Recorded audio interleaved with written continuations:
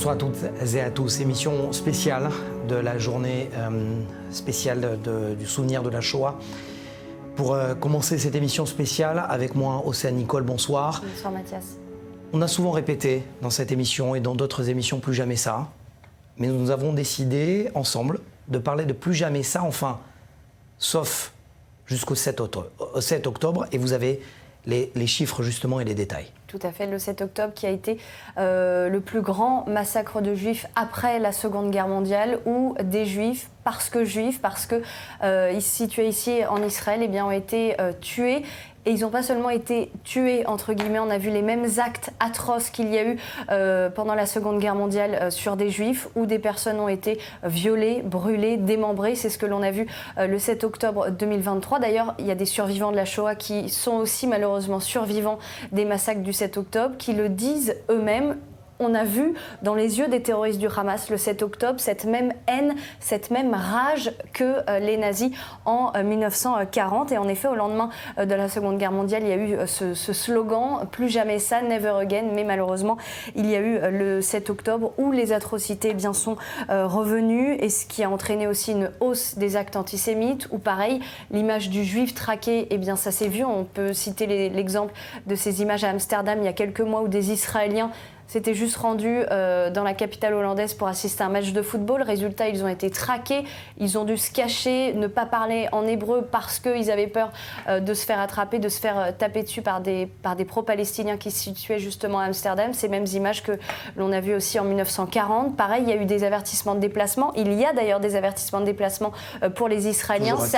Tout à fait, certains pays où les Israéliens ne sont pas les bienvenus, et les autorités israéliennes appellent les citoyens à ne carrément pas y aller. Là aussi, pareil, en 1940, c'était exactement les mêmes choses, et beaucoup de survivants assurent eux-mêmes que les images qu'ils ont vues le 7 octobre de ces massacres, de ce qu'ont fait les terroristes, eh bien, ça leur a rappelé et ça a fait revivre en eux tous les traumatismes qu'ils préfèrent oublier, qu'ils ont vécu en 1940. Merci Océane. D'ailleurs, vous dites très justement, ils ont été tués juifs parce que juifs. C'est exactement ce qu'a dit un terroriste du 7 octobre lorsqu'il est rentré en Israël pour procéder à ces massacres. Il appelle son père et sa mère et il dit « Papa et maman, j'ai tué 10 juifs ». Écoutez-le. Allô. طب انا قاعد بكلمك من جوبا بسيم. افتح الواتس تبعه قول له وين شوف كيف القتله، شوف كيف قتلت بيدي يابا، ابنك قتل يهود، هاي دخلوا بسيم يابا. الله اكبر، ربنا يحميك يا رب، ربنا يحميك يابا، ربنا يحميك يابا. بكلمك من جوال يهوديه قتلتها وقتلت جوزها، الله بيدي اكبر، الله اكبر ولله الحمد. الله اكبر ولله الحمد. يابا افتح الواتس شوف كيف 10 قتلت، 10 بيدي يابا، يابا على ايدي، اعطينا امي. يما يحميك يما، طول الليل 10 بيدي يما، ربنا يرحمك بالسلامة يما. يما ربنا يحميك يما، خذ يما ربنا يحميك. خلص ارجعوا خلص ارجعوا. ايش ارجعوا مش رجعوا؟ اما نصر لك شهاده، امي ولدتني عشان هذا الدين على مالك على وين ارجع؟ محمود. On ne peut rester bien évidemment jamais insensible à ce que l'on vient d'entendre. Ephraim Herrera, docteur en histoire des religions et spécialiste du monde arabe, merci d'être avec nous. On voit également Erwan Osman, on vient vers vous dans un instant. Vous êtes syro-libanaise, merci d'être avec nous. Vous avez été l'une des premières à vous déplacer à Auschwitz, on en parle dans un instant. D'abord, docteur Herrera, est-ce qu'il y a une relation de cause à effet entre le nazisme à l'époque? C'est pour ça qu'on est dans défense, on est dans le militaire, on est dans la base de l'idéologie du nazisme, à aujourd'hui ce Gazaoui qui appelle ses parents et qui en dit j'ai tué 10 juifs. Est-ce qu'il y a une relation de cause à effet historique, militaire? Je ne crois pas que ce soit lié au nazisme.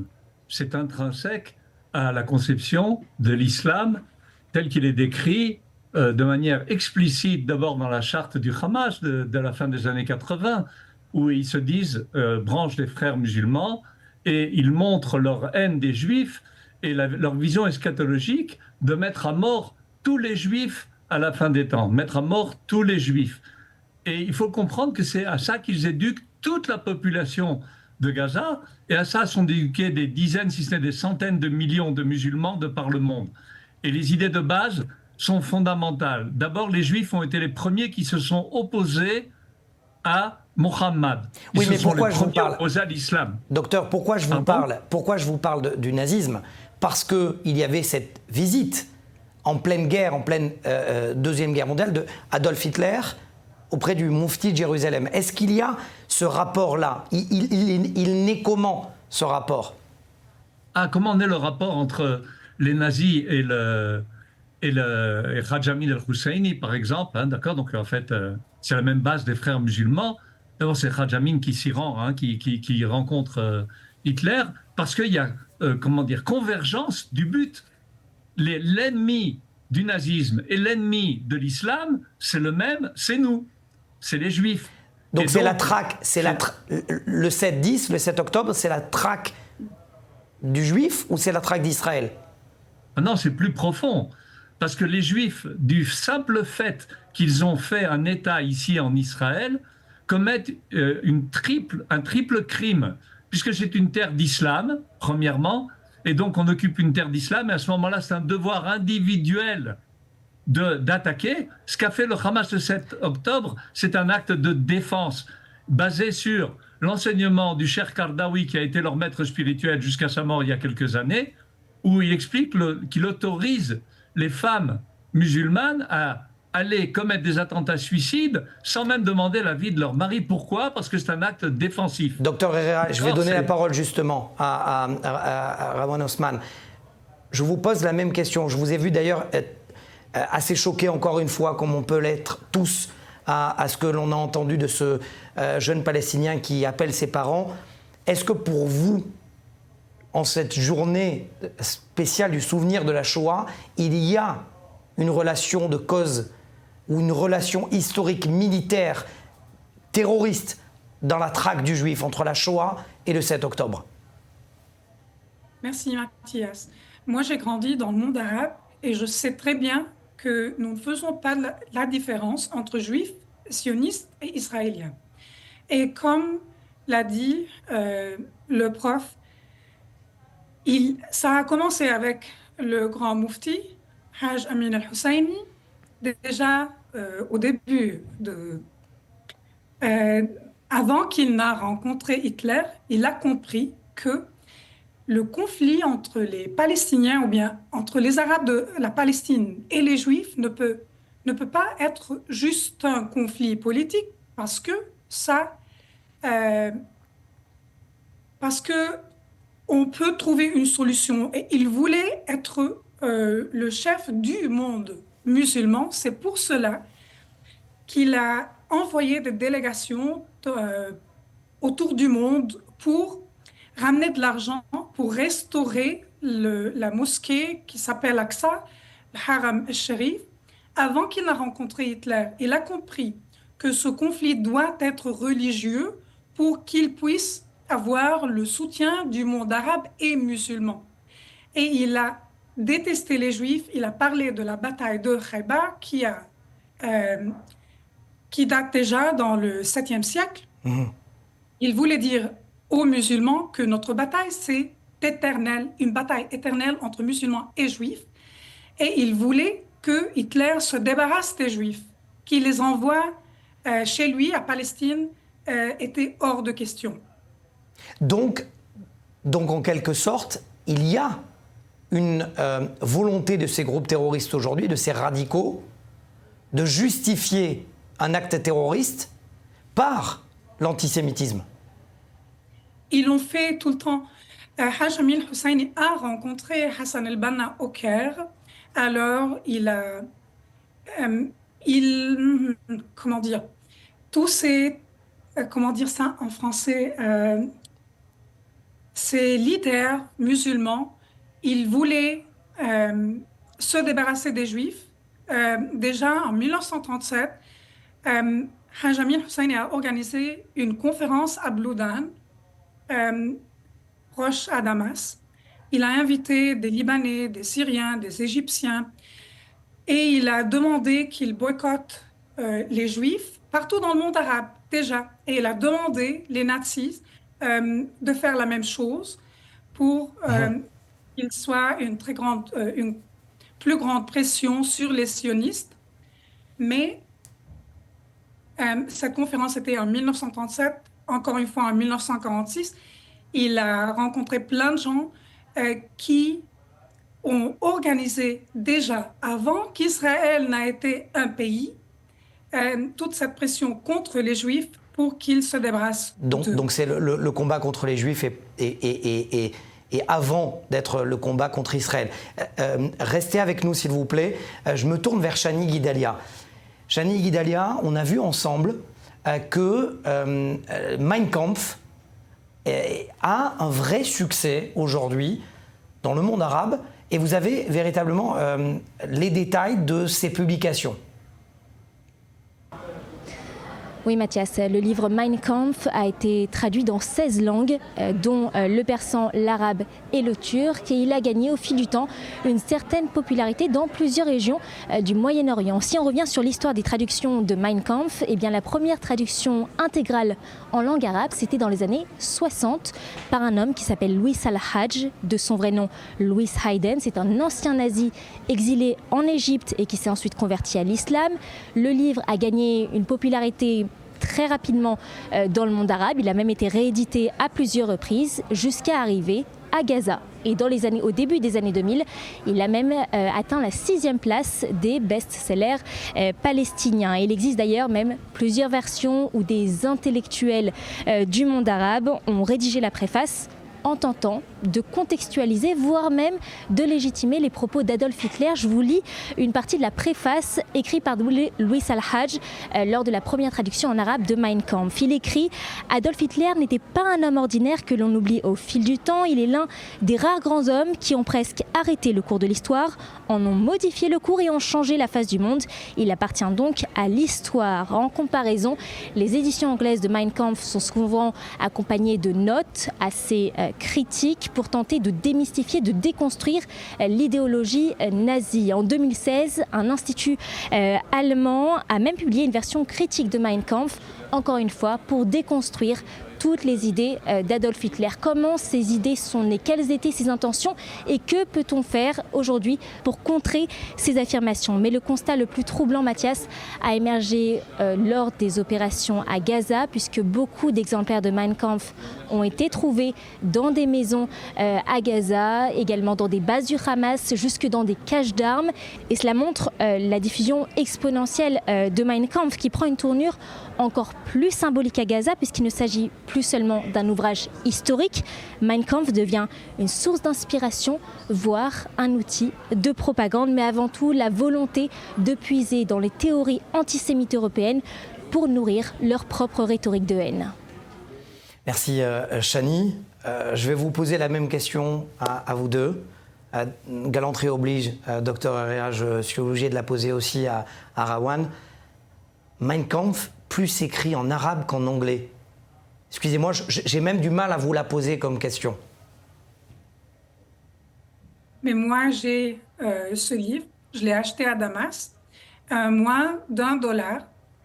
Et c'est vrai, j'ai dans l'introduction, ce monsieur Louis Al-Hajj, qui est Louis Hayden, présente Hitler comme un trésor.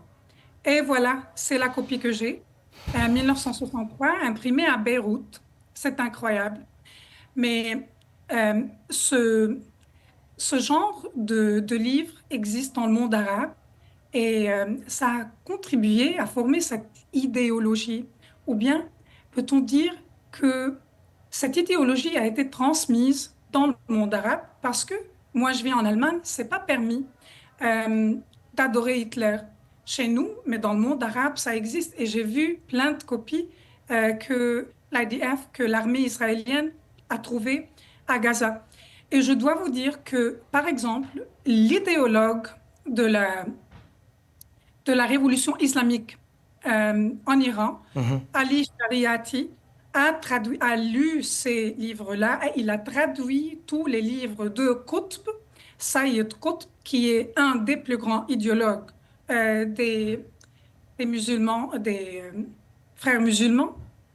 Et ils ont transmis toute cette cette idée et il croit que Hitler savait un secret et maintenant ils l'ont partagé avec les foules dans le monde arabe. C'est incroyable, mais oui, c'est vrai, jusqu'à maintenant, il y a plein de gens qui pensent que c'est la vérité et ils sont prêts à tuer des juifs juste parce qu'ils sont juifs.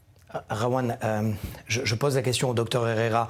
C'est finalement plus qu'un livre, c'est une inspiration terroriste, ce Mein Kampf traduit en arabe. Je ne crois pas. Je vais vous dire pourquoi. Parce que cette haine des Juifs précède Mein Kampf. Hadj Hamid el-Husseini, comme l'a dit Rawan, a bien fait ses conférences en 1937, etc. Mais dès les années 20, il écrit des pamphlets antisémites. Et quand on lit Saïd Qutb, qu'elle a rappelé, qui est un des grands penseurs des frères musulmans, il a écrit un livre qui s'appelle Marakatuna Ma'el Yahoud, notre guerre avec les Juifs. Et là-bas, il donne des arguments qui sont essentiellement musulmans.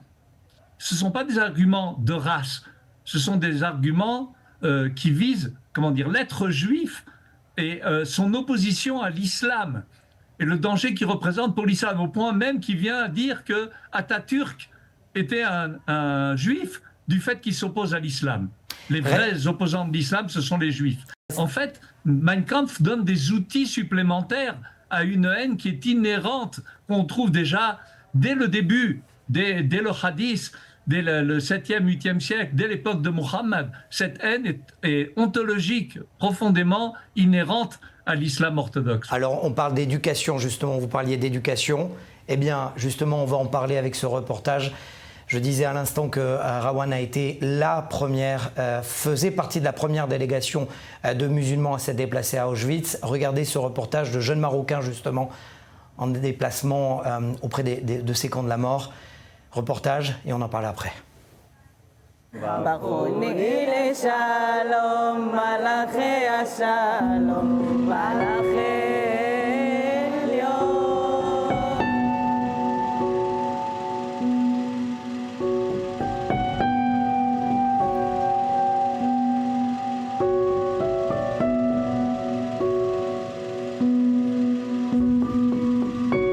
It all started with a movie called The List of Schindler, which I have seen like 10 years ago, and so it rang the bell in my brain. I said I had to discover.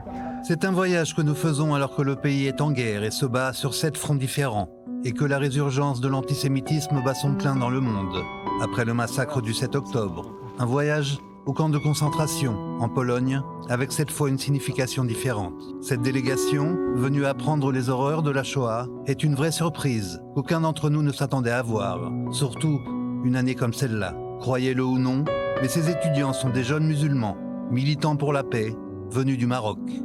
La simple raison pour laquelle je suis là, c'est de promouvoir la tolérance et la paix, et même si on me demande de guerre, mais c'est d'honorer les victimes de l'Holocauste. Je pense que c'est très important de reconnaître qu'un événement pareil s'est passé. Au fur et à mesure que la visite avance, ces musulmans marocains comprennent que la Shoah dégage une telle intensité qu'elle ne peut être comprise uniquement au travers d'écrans. Même si l'on a vu la liste de Schindler, la visite d'un camp d'extermination est une chose complètement différente. I didn't think it was so intense. It's beyond belief. And I think I'm glad to be here as a Moroccan Muslim to honor the memory of the dead. Very great experience, and wow, it's very eye-opening. For me, as a Muslim, I think that the Holocaust is not only a crime against the Jews, but against humanity. This trip has shown me that the main issue why the Holocaust happened was this mindset of us versus them. More and more Moroccans and Muslims come and to see this experience as I did myself. Une semaine avant notre voyage, le pogrom qui a eu lieu à Amsterdam contre les supporters du Maccabi Tel Aviv a laissé une cicatrice douloureuse chez les participants de la délégation. Pour eux, c'est un point très sensible. I saw it on YouTube. It was very sad to see, but they don't represent the Moroccan spirit. Those are the second generations of migrants to the Netherlands, And you wouldn't find these kind of actions and these kind of acts in Morocco itself. You'd see them all across Europe, but if you were to go in public in Morocco and say that you're Jewish or anything, you wouldn't be attacked. We used to live with the Jews in my city, in Fez, in the Mellah. We used to be together. My grandparents used to tell me that they went to Jewish doctors in my city. ובגלל זה אני פה. רק להגיד שלא כל המרוקאים אותו דבר. אני מרוקאית ואני פה בבית כנסת בפוליני. What we saw in Europe is disheartening and heartbreaking because a lot of those people have absolutely nothing to do with what's happening and they are paying. כן, וצריך לומר שלמרות הנכונות של המשלחת הזו להגיע לכאן, לאושוויץ, באופן פומבי, כמשלחת רשמית ממרוקו, בפועל, כשאנחנו מנסים לפתוח בשיחה, לראיין את החברים, מרביתם נמנעים מהמצלמה, עדיין חוששים להראות את פניהם. I'm going to pay a social price, but I think it's the right thing to do. Muslims or Jewish, there's only together we can live long and prosper. It's important to acknowledge that there's only one side, and that is the side of humanity. And nobody wants to see any other horrors being committed again in this world. We should be the example of the world to show that Muslims could stand with Jews and could stand against anti-Semitism. ככל שהמלחמה מתמשכת, הם מרגישים את הציבור שלהם יותר ויותר תוקפני כלפי הרעיון הזה. הם כולם יודעים שבסוף כשהם חוזרים הביתה, זה איום מאוד מוחשי. Derrière cette initiative, l'organisation Sharqa, Partage en arabe. Cette ONG née après les accords d'Abraham a été mise en place pour prôner la paix et l'amitié entre les peuples du Moyen-Orient. מדובר בקומץ קטן של חבר'ה שהולכים נגד הזרם ושאומרים, אנחנו מבינים שהסיפור מורכב, אני רואה בהם גיבורים אמיתיים. הם הניצנים הראשונים של תופעה רחבה שקורית במזרח התיכון, של פשוט חלוקה בין המתונים לבין הקיצוניים. הם מובילים את המחנה, זה לא פשוט, אבל לשם הדברים הולכים. Après une visite importante et particulièrement bouleversante dans les camps de concentration en Pologne, les messages qui en ressortent sont que la paix entre ces peuples et la coexistence devrait être plus forts. Morocco is all about bridging between countries and bringing peace. Hearing is free, but education, it's a whole process. It takes time. At the end of the day, we're all human beings and we're all here to support and love each other, and we're not a threat to each other. One day we will all live in peace and harmony, hopefully. Come to these places, come visit and see things firsthand with your own eyes. אנחנו מרוקאים, אנחנו ככה עם יהודים, אנחנו חברים, אנחנו כמו המשפחה. מלך שלנו רוצה ישראל, ואנחנו עם ישראל. איפה למדת עברית כל כך יפה? מ-I24 News. כל עוד בלבב פנימה נפש יהודי הומייה ולפת מזרח קדימה. Rawan, vous avez été et vous parlez à visage découvert. Mais j'ai quand même l'impression que c'est une goutte d'eau dans l'océan. Bien sûr. C'est vrai qu'il y a plein de gens qui changent d'avis parce que c'est une expérience assez intensive. Et il y a plein d'Arabes qui n'ont jamais parlé avec un Juif et ils n'ont pas le droit de parler avec des Israéliens. Mais le message, ce que nous avons besoin de dire au monde arabe, c'est que l'antisémitisme est endémique et c'est à cause de cet endémique, à cause de cet antisémitisme qui est plus grave que l'antisémitisme qui existait en Europe pendant la Deuxième Guerre mondiale, qu'on a dû vivre quelque chose comme le 7 octobre. Je vais vous demander de le dire en 20 secondes, parce qu'on a beaucoup de téléspectateurs qui sont originaires d'Algérie, du Maroc, de Tunisie, aussi en France. Dites 15 secondes, envoyez-leur un message en arabe. Et après, vous traduisez. Mais 15 secondes. بالعربي معاداة السامية وكره اليهود في العالم العربي هو المسؤول عن اللي صار بالسابع من أكتوبر. كل القيادات الدينية يلي حرضت ضد اليهود مسؤولين عن كل وفاة في غزة. C'est exactement ce que vous venez de dire. Allez-y. C'est ce que je dis, c'est que l'antisémitisme est endémique dans le monde arabe et tous ces leaders religieux sont responsables de tout ce qui est passé à Gaza dès le 7 octobre. Mais chaque guerre, c'est à cause de cette haine qui a empoisonné le monde arabe. Merci énormément d'avoir été avec nous. Juste le mot de la fin, Dr Herrera, avant de vous remercier tous les deux. Oui, on a vu les exceptions qui confirment la règle, et je confirme ce qu'a dit Rawan. Le Cheikh Kardawi a dit de manière explicite, le travail qu'a commencé Hitler, c'est le devoir des musulmans de le finir. Donc il ne faut pas se leurrer et ne pas être victime de notre espérance, être bien conscient qu'il y a ici un antisémitisme profond, endémique, comme ça a été dit, et qui vise à nous supprimer. Et c'est uniquement avec notre force et l'aide de Dieu que nous pourrons les vaincre. Merci, merci Dr Herrera, merci infiniment Rawan d'avoir accepté mon invitation. L'exercice n'était pas simple, lié justement cette journée du souvenir de la Shoah à ce qui s'est passé le 7 octobre. Merci d'avoir accepté mon invitation.